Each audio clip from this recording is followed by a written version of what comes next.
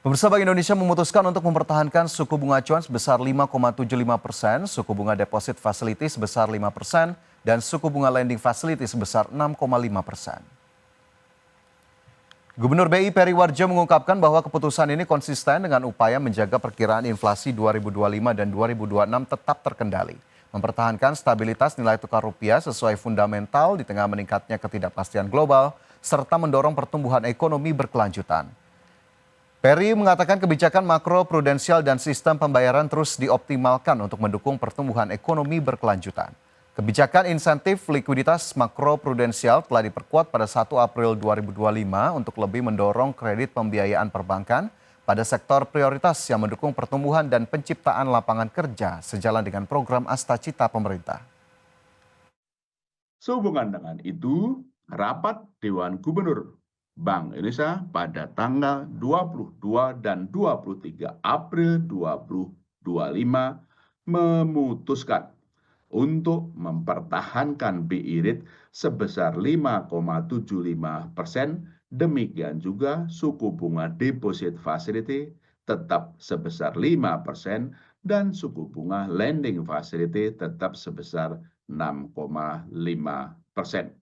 Keputusan ini konsisten dengan upaya menjaga perakiraan inflasi 2025 dan 2026 tetap terkendali dalam sasaran 2,5 plus minus 1%, mempertahankan stabilitas nilai tukar rupiah yang sesuai dengan fundamental di tengah makin meningkatnya ketidakpastian global, serta untuk turut mendukung pertumbuhan ekonomi.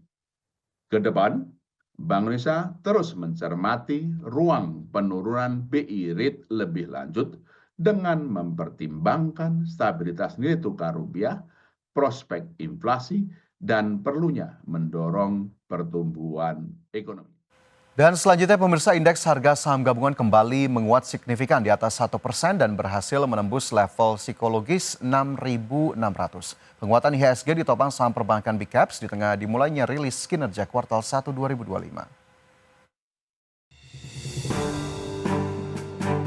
Indeks harga saham gabungan kembali ditutup menguat signifikan 1,47% dan kembali ke level psikologis 6.600-an, tepatnya di level 6.634,37 pada akhir perdagangan Rabu.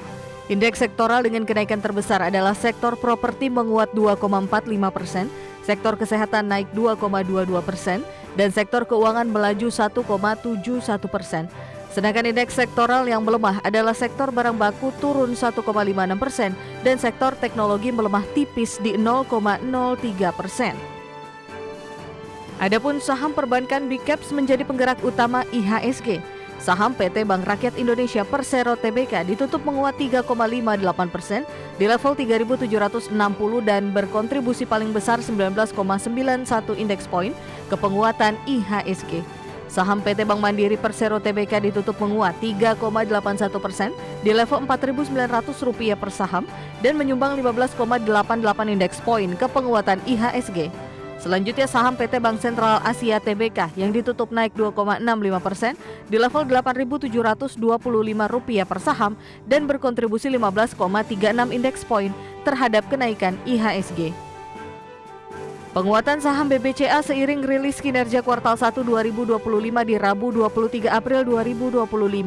Perseroan berhasil membukukan laba bersih senilai Rp14,1 triliun di sepanjang kuartal 1 2025, tumbuh 9,8% secara tahunan dibandingkan dengan periode yang sama pada tahun sebelumnya di Rp12,9 triliun. Kenaikan laba bersih sejalan dengan kenaikan pendapatan bunga bersih Rp21,1 triliun di kuartal 1 2025 dibanding capaian kuartal 1 2024 di Rp19,8 triliun. Sementara itu, kenaikan IHSG seiring dengan Presiden Amerika Serikat Donald Trump yang mengindikasikan bahwa tarif final untuk ekspor China ke Amerika tidak akan mencapai 145%. Di dalam negeri, Bank Indonesia kembali memutuskan untuk mempertahankan suku bunga acuan BI rate di level 5,75%. Berbagai sumber IDX Channel. Dan selanjutnya kita cermati market spotlights pemirsa yang sudah kami rangkum dalam infografis berikut ini, di mana yang pertama IHSG ditutup menguat 1,47%. ke level 6.634 dan saham Big Caps masih menjadi penopang utama. Kemudian BBCA menguat 2,6% ke level 8.725 seiring rilis kinerja kuartal 1 2025. Sementara itu dari sisi net foreign buy tercatat melanjutkan peningkatan ke 122,32 miliar rupiah. Dari agenda ekonomi dan emiten kita cermati bersama, ada Amerika Serikat yang dijadwalkan merilis klaim pengangguran Amerika Serikat, kemudian juga merilis Beige Book, dan dari Inggris tren pemesanan industrialisasi CBI, Uni Eropa ada pidato ECB lain, dan Perancis indeks kepercayaan konsumen, sementara dari Korea Selatan ini akan merilis produk domestik bruto. Dari sisi emiten, sejumlah emiten dijadwalkan ini melakukan rapat umum pemegang saham. Dapat Anda cermati sejumlah emiten tersebut pemirsa dari grafis yang sudah kami sediakan. Sementara selain RUPS, ada sejumlah agenda lainnya, diantaranya ada pembayaran dividen tunai yang akan dilakukan oleh emiten seperti BDMN, EXCL, CNMA, IFSH. Dan ini menjadi catatan untuk agenda emiten di hari ini. Sementara itu dari sisi bursa Asia pemirsa, sambil kita cermati bersama bagaimana pergerakan di awal-awal perdagangan. Nikkei 225 menguat 0,78% ke level 35.141,82, sementara Straits Times Index Singapura naik 0,2% ke level 3.839, Kospi Korea terkoreksi 0,54% ke 2.511, sementara Hang Seng Hong Kong melemah 0,19% ke 22.030.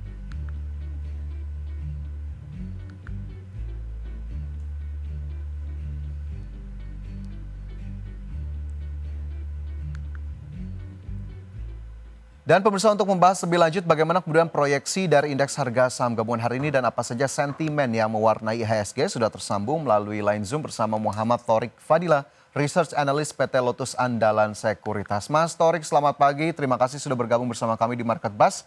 IHSG kemarin menguat 1,47%. Mas Thorik, ini sentimennya apakah kemudian masih cukup positif untuk berlanjut penguatannya pada perdagangan di hari ini? Baik, memang kalau kita lihat ya, pada perdagangan kemarin itu IHSG pergerakannya cukup impresif. Pada hari Rabu kemarin itu IHSG berhasil melanjutkan tren penguatannya dan menguat sekitar 1,47%. Nah, kalau kita lihat dari sejak awal pembukaan kemarin itu memang IHSG sudah menunjukkan sinyal optimisme. Nah, terlihat pada saat pembukaan ataupun opening berlangsung, memang IHSG sudah dibuka menguat 51 poin dan terus menguat sepanjang sesi perdagangan hingga menjelang closing. Nah, kalau dilihat juga, kalau misalkan kita tarik ke belakang, itu sejak tanggal 8 April yang mana IHSG mengalami trading halt dan sempat terkoreksi hingga 9%, ini bisa dikatakan sudah terjadi namanya trend reversal ya. Secara teknikal juga IHSG sudah breakout dari trendline bearishnya yang saya tarik dari dari bulan Februari tahun 2025. Dan saat ini sedang menguji resistance dynamicnya di exponential moving average 100 atau secara level psikologisnya itu berada di level 6.800. Jadi memang saya meyakini IHSG masih ada probabilitas menuju level penguatan tersebut. Diiringi juga dengan sentimen yang cukup positif dari sisi global, Presiden Amerika Serikat yaitu Donald Trump yang menegaskan bahwa dirinya tidak akan memecat ataupun memberhentikan Gubernur Federal Reserve atau The Fed yaitu Jerome Powell. Nah, saya menilai memang Jerome Powell ini seperti kilas balik pada saat Sri Mulyani yang digadang-gadang juga akan diberhentikan ya. Itu juga menjadi sentimen negatif bagi pasar Indonesia. Nah, hal ini juga serupa terhadap bursa Wall Street yang mengalami pelemahan setelah terjadinya desas-desus berita tersebut.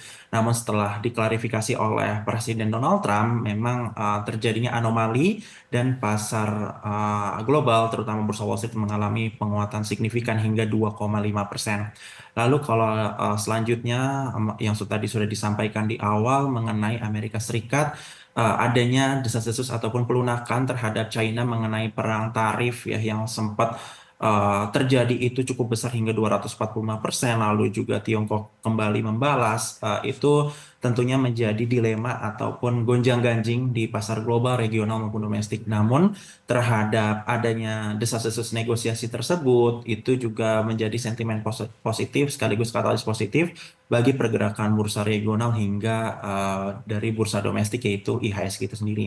Lalu kalau kita lihat dari sisi domestik itu sendiri, IHSG memang kalau kita lihat ditopang oleh saham sektor perbankan ya, BBRI, BMRI, BBCA, BBNI yang kompak mengalami penguatan.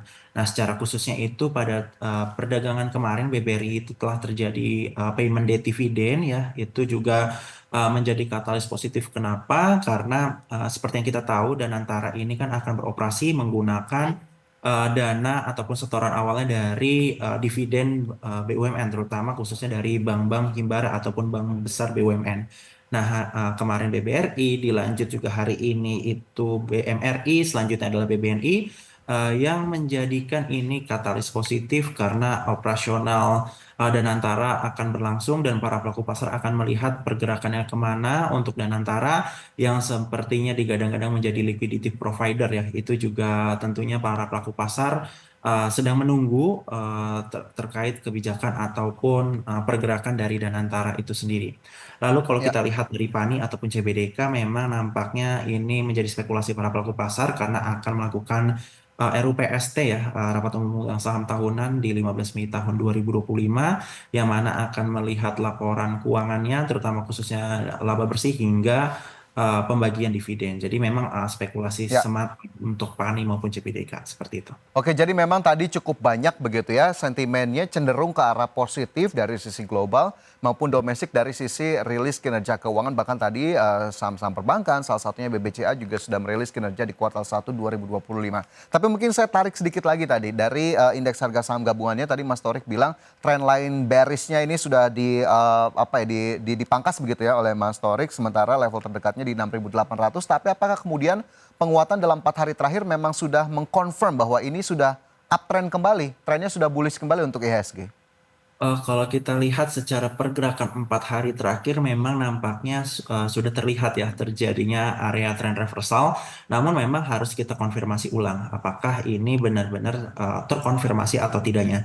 Saya menilai justru malah saat ini tadi saya sudah katakan bahwa IHSG sedang menguji area EMA 100. Ini merupakan resistance yang cukup kuat kalau kita tarik selama 6 bulan perdagangan terakhir. Bahkan sejak tahun 2024 ini merupakan resistance dynamic yang cukup kuat. Jika bisa dikatakan dia menembus area resistance dynamic tersebut, masih ada probabilitas IHSG akan melanjutkan penguatannya menuju level 7.000. Jadi kalau ditanya apakah Ya. 4 hari terakhir ini merupakan area trend reversal, bisa dikatakan seperti itu. Namun saya butuh konfirmasi ulang dari indikator EMA 100 yang sebagai resistance dynamic seperti itu. Oke, kita lihat kembali nanti begitu ya, kita assess kembali bagaimana kemudian trennya dapat terlihat. Sementara level pre-opening saja ini sudah kita lihat di 6.671, masih belum terlalu jauh tapi sudah menguat 0,55%. Nanti kita lihat dari sisi openingnya sendiri. Sementara saya ingin ke sektor perbankan tadi, Mas Torik sempat menyinggung ada saham-saham seperti BBCA. Langsung saja kita mungkin lebih spesifikkan, setelah kemarin rilis kinerjanya, laba bersihnya ternyata tumbuh hampir 10% secara tahunan. Dari sisi fundamentalnya ini cukup oke kah, dan dari sisi harga sahamnya seperti apa? Baik, kalau kita lihat memang sebenarnya laba bersih BBCA itu kan tumbuh sekitar 9,8% kalau misalkan kita secara tahunan ya atau year on year pada kuartal 1 tahun 2025. Ini bisa dikatakan angka yang cukup solid dan kinerja yang cukup powerful ya, mengingat juga seperti yang kita tahu tren dari perbankan secara teknikal itu mengalami penurunan sejak awal tahun 2025 bahkan sejak berada di level all time high-nya. Nah, dengan adanya katalis positif dari fundamental perbankan yang cukup positif, cukup powerful ini, tentunya menjadi daya tarik sendiri bagi para pelaku pasar, terutama investor yang menginginkan investasi di jangka panjang. Tapi tadi sudah disinggung mengenai valuasi ataupun harga sahamnya, apakah saat ini sudah ketinggian atau tidak. Kalau misalkan kita lihat secara valuasi relatif ya menggunakan price to book value, memang BBCA saat ini berada di angka 4,37 kali dan itu saya menggunakan di level 8.725. Sedangkan rata-rata price to book value sektoral maupun ya sektoral itu berada Ya, di kisaran wow, 1,63 cukup kali. jauh ya Mas Torik Ya, ya. cukup jauh. Jadi memang kalau kita lihat ya rata-rata sebenarnya Ya, perbankan itu keseluruhan di level 3.250. Itu kan gap ataupun spreadnya itu cukup tinggi ya. Cuma memang perlu teman-teman waspadai juga atau teman-teman cermati, mohon maaf, maksud saya teman-teman cermati untuk BBCA meskipun harganya tergolong premium ya, tapi secara fundamentalnya yang cukup oke, lalu juga bisa dikatakan oke. selalu membagikan dividen untuk jangka panjang juga bisa dikatakan harganya yang masih sustain, itu saya masih katakan sebenarnya masih menarik ya untuk Oke. BBCA. Jadi kurang lebih Mengingat secara keseluruhan masih cukup menarik begitu ya untuk ya betul. BBCA. Sementara di level pembukaan ini kita lihat sudah naik 1,43%. Mungkin nanti tipis lagi rekomendasinya seperti apa. Tapi usai jeda, Mas Tori kita akan lanjutkan kembali dan pemirsa Market Buzz akan segera kembali sesaat lagi.